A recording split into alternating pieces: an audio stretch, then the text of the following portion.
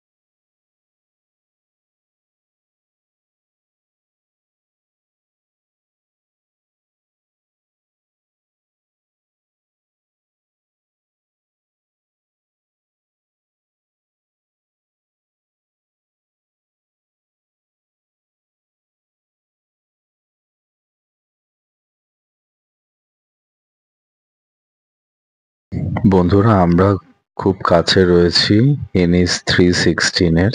এই যে ডান দিকেই হচ্ছে NH316। এখান থেকে আমি এই রোডটা ধরেই কিন্তু পুরীতে প্রবেশ করেছিলাম। যখন NH16 দিয়ে আমি কাট করে পুরীর দিকে ঢুকেছি, তখন কিন্তু NH16 থেকে NH316 ধরতে হবে তোমাদের। এটা ধরেই আমি পুরীতে ঢুকেছিলাম। আবার এটা ধরেই আমি কোনারকের পথে যাচ্ছি।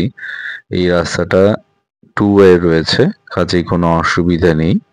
আর রাস্তার কন্ডিশনও খুব ভালো রয়েছে, দেখতেই পাচ্ছ তোমরা।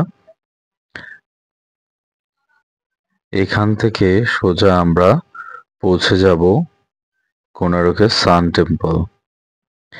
এখান থেকে টোটাল আমার হচ্ছে 32 কিলোমিটার এখান থেকে কোনারকের সান টেম্পল। আর ভুবনেশ্বর হচ্ছে 56 কিলোমিটার। রাস্তাটা টু ওয়ে, কিন্তু একটুখানি মানে কনজাস্টেড। দেখতেই পাচ্ছ যে দুটো গাড়ি যেতে পারবে, মানে খুব বেশি চওড়াও নয়।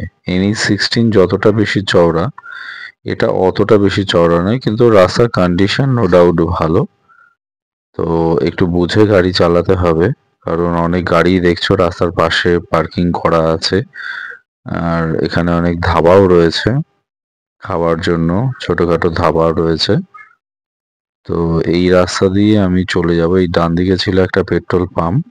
এই যে সামনে ওপরে যে দেখাচ্ছে লিফলেট, এখানে দেখা যাচ্ছে যে এখান থেকে হচ্ছে 32 কিলোমিটার সান টেম্পল কোনারক, আর 56 কিলোমিটার হচ্ছে ভুবনেশ্বর। তো চলো এগিয়ে যাওয়া যাক।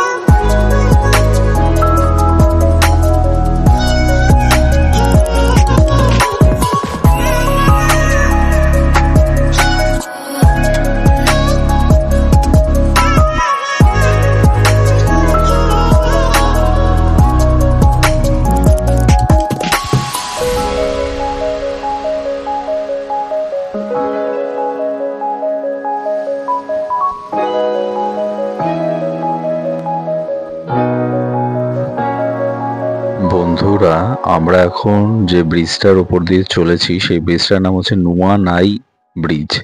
এর নিচে হচ্ছে নুয়ানাই নদী। এই নুয়ানাই নদী ওপরে ব্রিজ রয়েছে। এই ব্রিজের ওপর দিয়ে আমরা এখন ক্রস করছি। আর কিছুটা গিয়েই হচ্ছে দানুয়া ব্রিজ পড়বে, যেটা দানুয়া নদীও রয়েছে তার নিচে। এই নুয়ানাই নদীর নিচে কিন্তু পিকনিক স্পট রয়েছে আশেপাশে, যেটা আমি দেখতে পাচ্ছি এখানে গুগল ম্যাপে। আর নুয়ানাই ব্রিজ মানে নুয়ানাই নদী আর দানুয়া নদী এই দুটো কিন্তু পাশাপাশি গিয়ে একটা জায়গায় গিয়ে মিশে যাবে এবং মিশে গিয়ে বঙ্গোপসাগরে গিয়ে পড়বে, অর্থাৎ পুরীর সমুদ্রে গিয়ে পড়বে। এখানে এই রাস্তা সোজা গিয়ে মিশবে হচ্ছে কুশভদ্রা নদী সেখানে, এবং সেখানেও কিন্তু কুশভদ্রা নদী কিন্তু গিয়ে মিশছে বঙ্গোপসাগরে, এবং সেখানে মোহনা রয়েছে এবং সেই মোহনায় তোমাদের দেখাবো যে জলোচ্ছ্বাস প্রচন্ড বেশি এবং ওখানে কিন্তু বোটিং এরও ব্যবস্থা আছে। আর আজকের দেখো রাস্তা তো ভালো রয়েছে, তার সাথে আকাশের অবস্থাটা দেখো, একদম পরিষ্কার পরিচ্ছন্ন আকাশ, খুব সুন্দর। এখানে অনেকগুলো গরু রাস্তা ক্রস করছে, আস্তে করে ক্রস করে যাই। হ্যাঁ, তো যেটা বলছিলাম যে এখানে কিন্তু আজকে ওয়েদার কিন্তু খুব সুন্দর, ওয়েদার খুবই ভালো রয়েছে, দেখতেই পাচ্ছ। অনেক জায়গায় এখানে কিন্তু গরুগুলো ক্রস করছে, তোমরা একটু সাবধানে চালাবে। এখানে এইরকম দেখা যায় আর কি, তো এখানে একটু সাবধানে চালাতে হবে।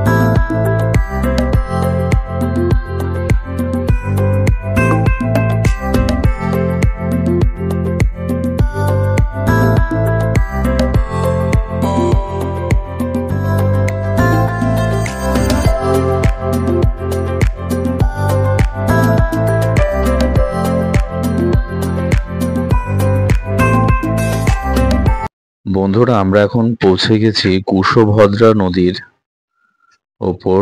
এই নিচ দিয়ে বয়ে চলেছে কুশভদ্রা নদী। এই নদীর জল খুবই স্নিগ্ধ, দেখে বোঝাই যাচ্ছে। আর তোমাদের দেখানো যাচ্ছে না, ব্রিজটা অনেকটাই বড়। কুশভদ্রা নদীও কিন্তু কিছুটা গিয়ে বঙ্গোপসাগরে মিশেছে, পুরীর যে সমুদ্র সেখানে মিশেছে। এর পাশেও কিন্তু অনেক পিকনিক স্পট রয়েছে। আর এই যে কুশভদ্রা নদী ক্রস করে আমরা একটুখানি দাঁড়ালাম, আবার বেরিয়ে যাব এখান থেকে। এই জায়গায় কিন্তু প্রচুর গাছ রয়েছে, যেটা আমি দেখতে পাচ্ছি, এবং আশেপাশে সম্ভবত পিকনিক স্পটও রয়েছে, যেটা গুগল ম্যাপে দেখা যাচ্ছে আমার। এই আমরা বেরিয়ে গেলাম।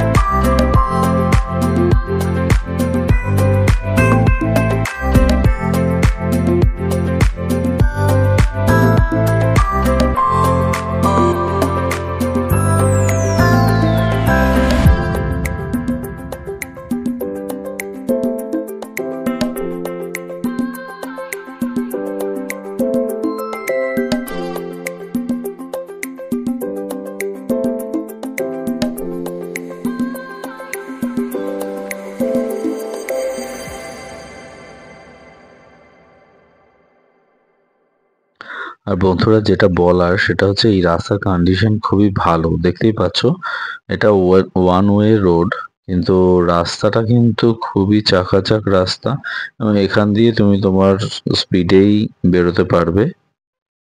এবং রাস্তার কন্ডিশন খুবই ভালো, খুবই ভালো, কোনো অসুবিধা নেই।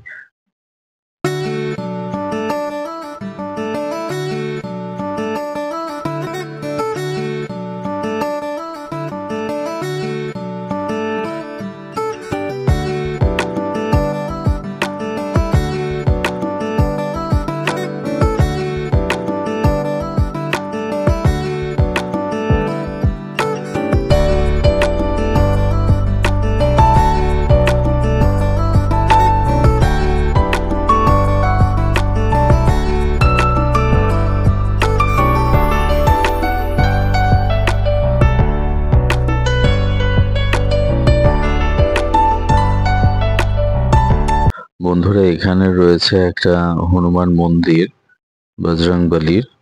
তো আমরা এখানে দাঁড়াবো একটুখানি, এই সাইডটায় দাঁড়াচ্ছি। দাঁড়িয়ে আমরা ঘুরে এসে আবার ব্লগটা কন্টিনিউ করব।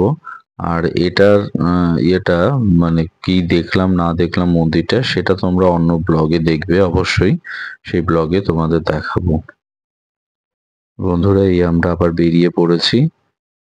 রাস্তার কন্ডিশন এখানে পুরোটাই দেখতে পাচ্ছি ভালো, এবং এটা দিয়ে আমরা সোজা এগিয়ে চলেছি কোনারকের সান টেম্পলের দিকে। তো চলো এগিয়ে যাওয়া যাক।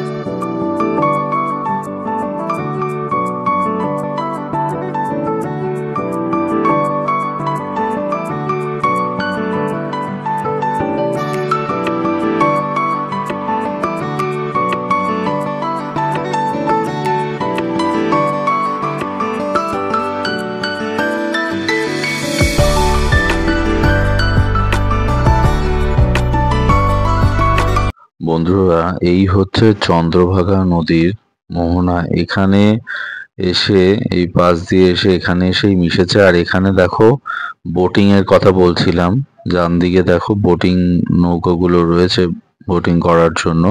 এটা অনেকটা চিল্কা হ্রদের মতো ছিল এবং এখানে তোমার অনেকেই মানে বোটিং করে। আমরা গেলাম না, কিন্তু এখানে দেখলাম সেটা হচ্ছে সমুদ্র কিন্তু এখানে বেশ উত্তাল, নদীর সাথে মিশছে এবং বেশ জলোচ্ছ্বাস হচ্ছে এখানটা। এই আমি আবার চলে এসেছি ছাড়িয়ে কোনারকের সান টেম্পলের খুব কাছাকাছি চলে এসেছি। এখানে রাস্তাটা কিন্তু আমি দেখতে পাচ্ছি যে খুবই ভালো কন্ডিশন রয়েছে এবং আমরা এগিয়ে চলেছি। আর কিছুক্ষণের মধ্যেই আমরা কোনারকের সান টেম্পল পৌঁছে যাব। এখান থেকে আর খুব বেশি দূরে নয়, চলো এগিয়ে যাওয়া যাক।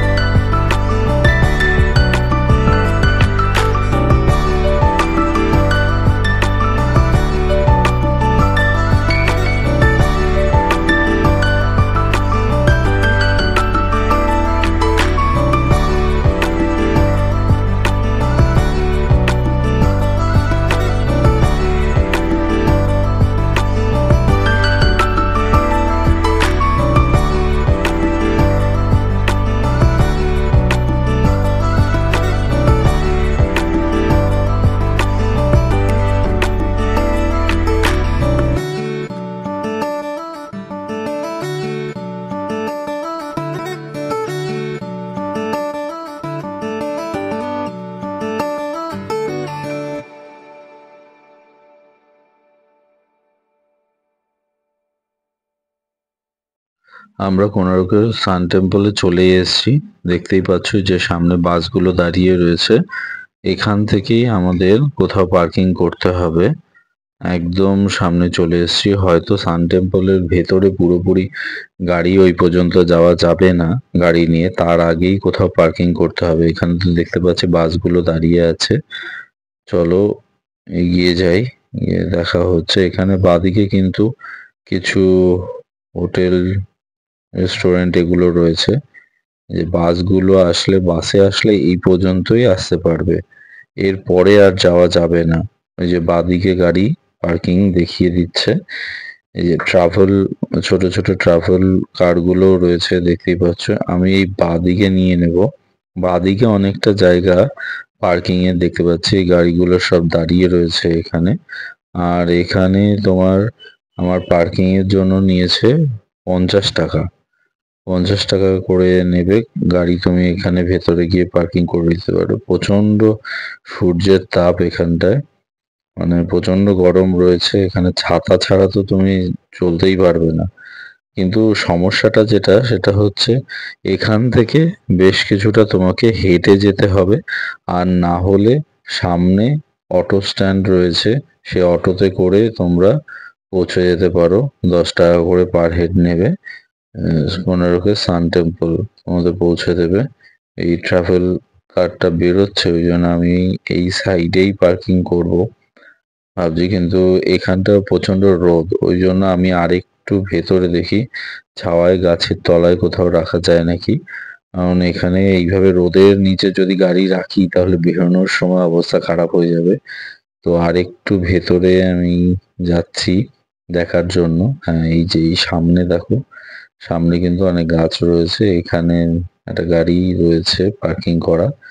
এই গাড়িটার পেছনে এখানেই আমি পার্কিং করে দেবো গাড়িটা। আর এখান থেকে আমরা চলে যাব সান টেম্পলের দিকে। এই যে গাড়িটার পেছনেই আমি পার্কিং করলাম। এখানে অন্তত একটু ছাওয়া রয়েছে, অসুবিধা হবে না, না হলে পরে বেরোনোর সময় খুবই অসুবিধা হবে। তো চলো পার্কিং করে তো যাওয়া যাক। এই আমরা চলে এসেছি কোনারকের সান টেম্পল, দেখতেই পাচ্ছ এই যে এটা রয়েছে। এর আগে আমি যখন এসেছিলাম তখন এখানে সংস্কারের কাজ হচ্ছিল অনেক, কিন্তু সেটা হয়ে গেছে। আমরা এখন কোনারকের সান টেম্পল থেকে বেরিয়ে গেছি। আর আজকে যাব হচ্ছে ভুবনেশ্বর। তো এই কোনারকের সান টেম্পল এইটা যদি তোমাদের দেখতে হয় তো এই ব্লগটা আমার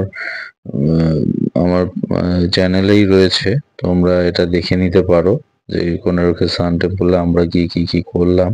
আর পুরো কোনারকের সান টেম্পলটাই আমি কিন্তু আমার আর একটা ব্লগে পুরোটাই দেখিয়েছি। এটাই তোমাদের জাস্ট রাস্তাটা আমি দেখালাম, এবং এখান থেকে কোনারক থেকে আমি বেরিয়ে পড়েছি, এখন যাচ্ছি ভুবনেশ্বর।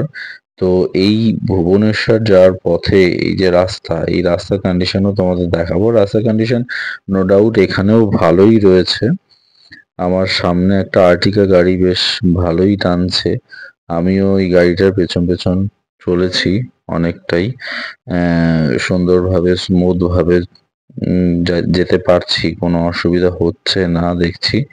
এবং এখানে রাস্তায় যে খুব জ্যাম তা কিন্তু নয়, এটা ভেতর দিয়ে সম্ভবত গিয়ে আমরা পিপলি টোল প্লাজা হয়ে তারপর উঠবো NH16-এ, এবং ততক্ষণ এখান থেকে আমরা ভেতর দিয়ে চলেছি এই রাস্তা ধরে। এবং এখান দিয়ে যাওয়ার আর একটা সুবিধা হচ্ছে এখানে তোমাদের ক্যামেরা নেই, যার জন্য তুমি তোমার স্পিডে সুন্দরভাবে গাড়ি টেনে বেরিয়ে যেতে পারবে। তবুও সাবধানে চালাতে হবে, কারণ এখানে অনেক মানে দু চাকা সাইকেল এগুলোও চলছে, তো সাবধানে চালাতে হবে গাড়ি। তবে নো ডাউট রাস্তার কন্ডিশন খুবই ভালো রয়েছে। চলো এগিয়ে যাওয়া যাক।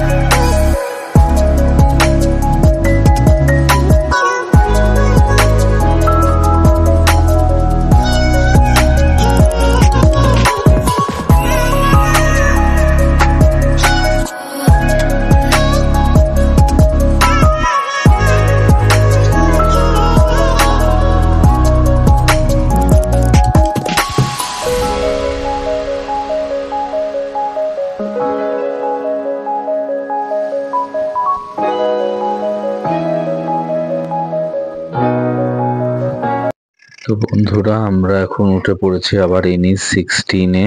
দেখতেই পাচ্ছ NH16 আমি ধরে নিয়েছি। এখানে 2-ওয়ে রাস্তা আর বেশ চওড়া রাস্তা। আর সামনে আমি একটুখানি গাড়িতে পেট্রোল ভরে নেব। গাড়িতে পেট্রোল আছে, তবুও ভরে নিতে হবে, কারণ সামনে আবার কোথায় পেট্রোল পাম্প পাবো। তো সামনে যে পেট্রোল পাম্পটা পাবো সেটাতেই আবার একটু তেল ভরে নিয়ে তারপরে এগোবো।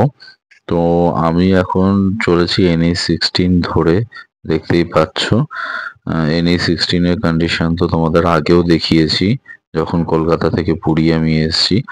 আর এই রাস্তা দিয়ে চলো, রাস্তার কন্ডিশন তো খুবই ভালো, নো ডাউট। আর আজকের ওয়েদারও খুব ভালো, দেখতেই পাচ্ছ যে আকাশ খুব সুন্দর রয়েছে। আর এই সামনেই একটা পেট্রোল পাম্প রয়েছে, দেখাচ্ছে এখানে ম্যাপে। তো এই পেট্রোল পাম্প থেকে আমি পেট্রোল নিয়ে আবার এগিয়ে যাব। তবে একটা জিনিস, আজকে ভুবনেশ্বর পর্যন্ত যাব, তো তার আগে কিছু একটা খেয়ে নিতে হবে আমাদের। খাওয়া দাওয়া করে তারপর আবার এগিয়ে যাব। আর এই ব্লগটা আমি তোমাদের, এই ব্লগটায় পুরোটাই আমি রাস্তার কন্ডিশনটা কভার করেছি। তোমাদের আশা করি ভালো লাগবে ব্লগটা। আর তোমরা অবশ্যই ব্লগটা পুরোটা দেখো। তোমরা তাহলে পুরো ভুবনেশ্বরে যে রাস্তার কন্ডিশন সেটা কিন্তু তোমরা একটা স্কেচ আউট পেয়ে যাবে। পুরোপুরি যে রাস্তার কি কন্ডিশন রয়েছে এখানে ঘুরতে আসার আগে, কিন্তু পুরো তোমরা কন্ডিশনটা পেয়ে যাবে। এই যে ক্যামেরা ছিল এখানটায়, দেখতেই পাচ্ছ বিভিন্ন জায়গায় জায়গায় কিন্তু ক্যামেরা দেয়া আছে, সেটা কিন্তু একদম খেয়াল করে গাড়ি চালাতে হবে এখানে। তবে ভয় পাওয়ার কিছু নেই, কোনো অসুবিধার কিছু নেই, রাস্তা খুবই ভালো রয়েছে, কাজেই কোনো অসুবিধা তোমাদের হবে না আশা করছি। যে সামনে পেট্রোল পাম্প, এখান থেকে আমি পেট্রোল নিয়ে নেব। আবার তোমাদের সাথে দেখা হবে আবার নতুন কোনো ব্লগে, নতুন একটা ব্লগে। চলো ততক্ষণ টাটা, বাই বাই। দেখতে থাকো তোমরা ব্লগটা।